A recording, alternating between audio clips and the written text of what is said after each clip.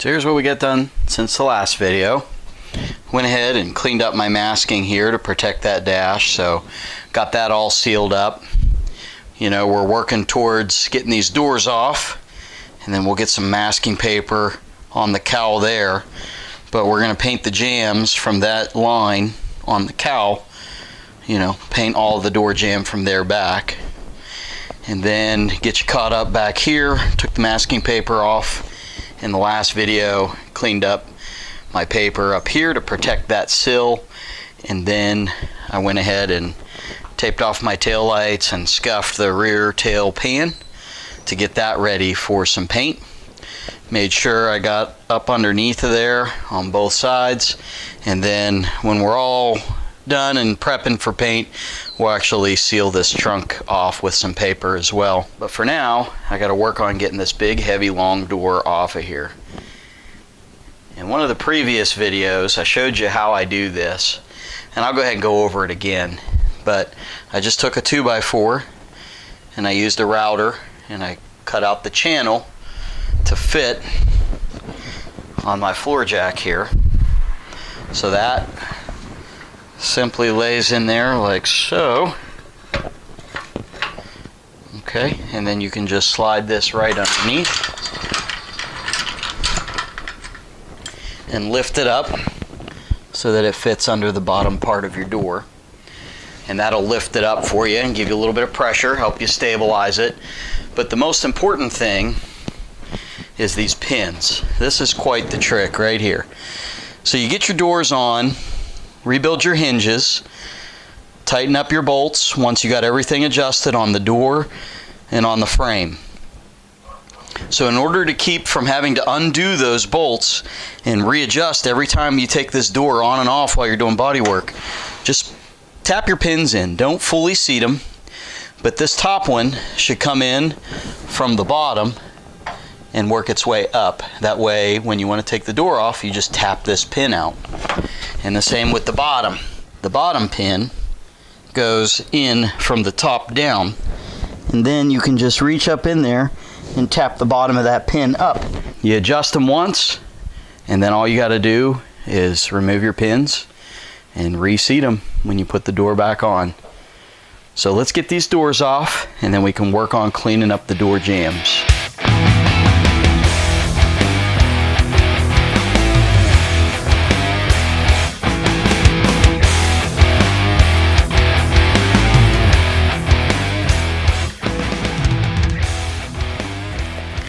Looks pretty good. It shouldn't be too bad. Had a neighbor come over and help me get these doors off, so it went really easy. Pop those pins out, and out the door they went. So let me get you in closer here and I'll show you what these jambs look like. Okay, so most of this is just pretty much the original primer that I put on after I stripped all the paint. So, you know, there's going to be some texture in it, but you know, it's actually not too bad. So I'm going to go ahead and sand all of this. I think I'm going to try it out with 220, and then I'll scuff it with 320, get all around my hinges and everything else. I think I'm only going to, you know, sand to this lip forward, and then when I tape it off, I'll just tape it off from inside that wire loom tray there, or whatever you want to call it. I don't think I'm going to get too carried away with smoothing out any of the spot welds or anything like that. We're just going to go ahead and get it started, get it sanded down.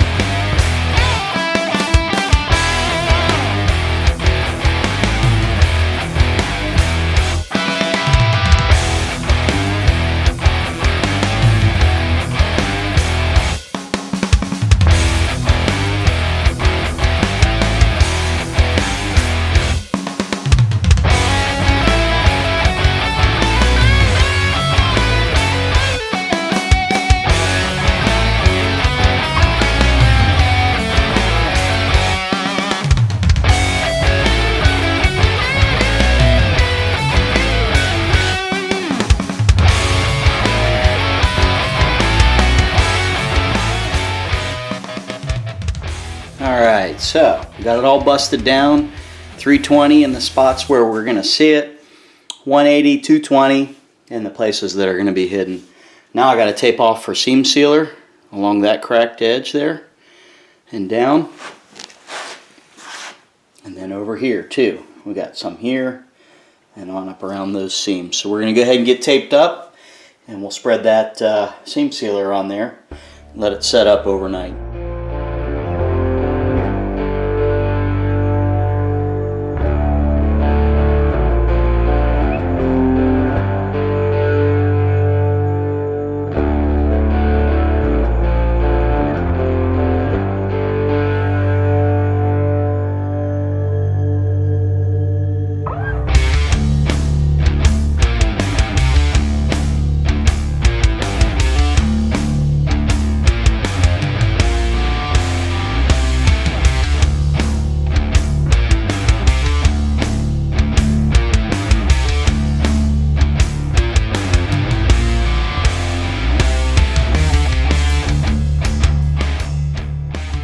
There we go. I scuffed everything up this morning with maroon scotch brite. That'll help mitigate some of the 220 scratches.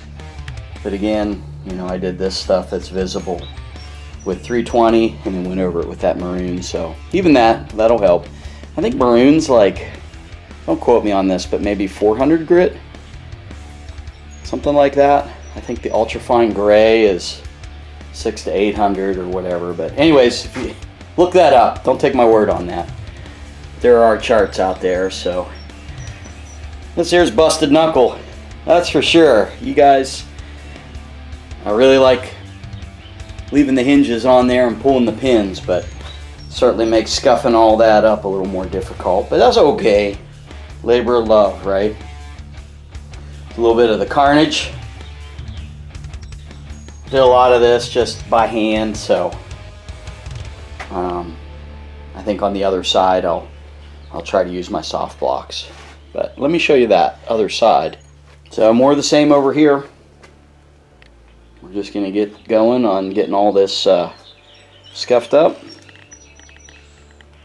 using our sandpaper and blocks and scotch brite, and I'll seam seal the edges, and pretty much everything's the same. So let me get that done and I'll bring you back when I got something else to show you. Got the Shop 209 roll now. I love my little stool here. If you guys haven't seen that channel, go check out Shop 209. Working on a couple different Novas. Got a lot of good information on there. But so my door jamb turned out really good using this little foam block right here. So worked out really good.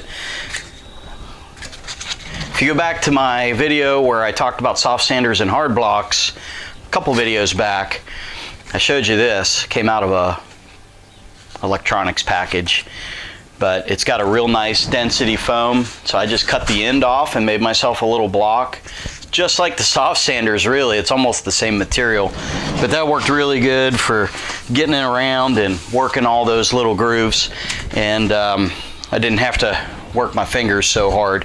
I did get in here with, you know, 320 and worked it over a little bit with my fingers where I couldn't reach some of these spots.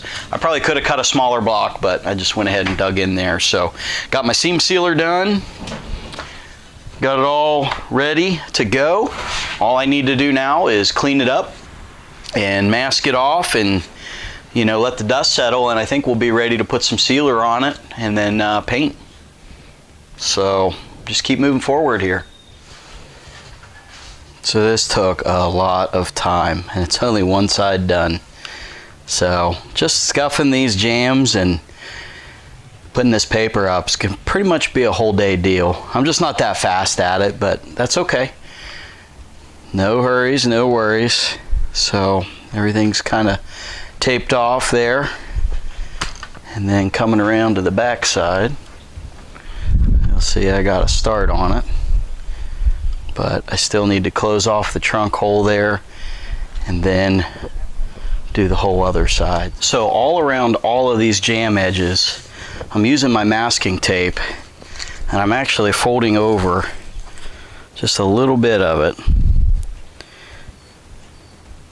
and it is going to go down on there, and that's going to help give me a soft edge. Now there's some guys that are pretty good at folding it over and just pulling it across their leg. So when you're doing this, your left thumb acts as a guide to roll it over, and all the folding happens right in front of your thumb. So you can tip your tape roll to get you the right layer over, so you can make it that folded over part fatter or more skinny. So once you got your tape prepared with your little 1/16 to 1/4 inch edge folded over, you take that folded over side and you put it right along the edge of wherever you want that soft edge. So then what happens, there's the end of this tape right here that's not stuck to the surface. So when you're blowing your paint, it kind of lifts this up a little bit and just mists a little bit of paint in there so that you have your soft edge. So the reason I'm doing it this way is I want that soft edge up on the top surface, because after these jambs are done, the car's going to go back together, and then once the car's back together, I'll be able to block sand everything for the final prep for paint, and my soft edge will be up on the top, so I'll be able to kind of sand that smooth. And then when I do the full paint, I'll put foam tape down in the jambs, and again we'll have a soft edge that wraps down into the jam. So they'll kind of overlap a little bit, and everything should technically turn out pretty smooth.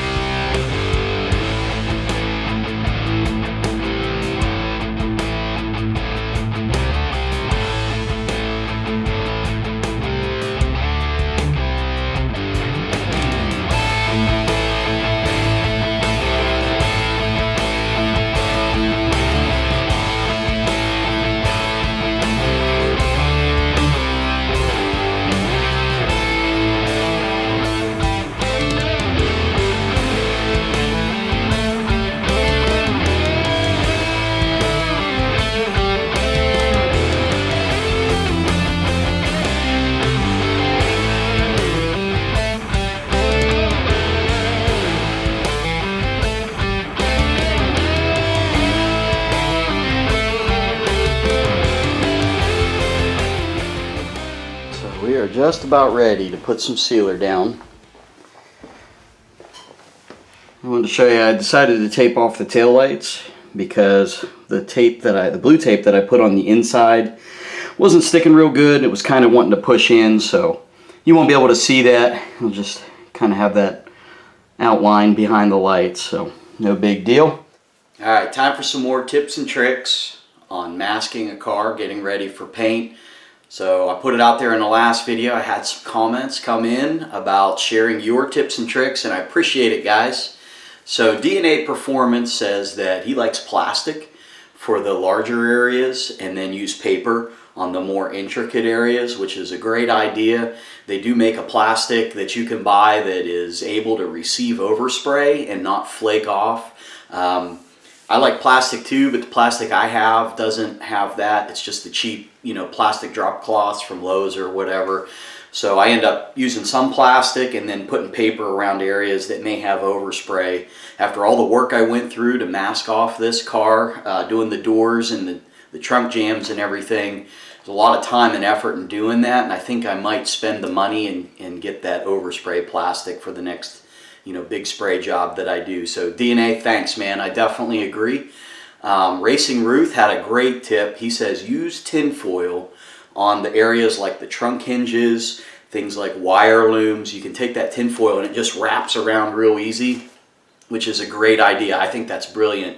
So thanks for that tip. I'm definitely going to be using that one. And I would think with tin foil you can, squish it down, tighten it down enough that you really don't even need to put tape on it. So that was cool. And then Treasure Sweeper noticed inside my trunk where I put those patches that I had not put down seam sealer on those welds. And I can tell you that when I took the gas tank out and did those patches, and before I put the gas tank back in years ago, I did seam seal the underside. And Treasure Sweeper, I appreciate you mentioned that, because I just completely brain farted and I have no idea why I didn't think to put seam sealer on the inside too, since I seam seal just about all of my welds. So that's a good heads up, and thanks for catching that. So if at any time you guys see what I'm doing here and you want to offer up some tips or tricks, or give me a heads up if I missed something or should be doing something different, please comment, let me know, and I will definitely share that. So if you made it this far, go ahead and hit the like button. I'm trying to build this channel and bring you guys good content, pay it forward. I learned an awful lot from guys like you out there in YouTube land, and you know, I really want to do the same. I want to pay it forward. So hit the like button. That'll help get those YouTube algorithms going, so that you can help me get the word out. And next video, we're going to work on getting this car sealed up and get those jambs painted. So I'm really excited, because this will be the first bit of actual color that goes on the car. It's a Eurochem Sparkling Merlot Pearl. You guys are going to want to stick around to check this out, because I think it's going to look beautiful. So thanks again, guys, and catch me next time.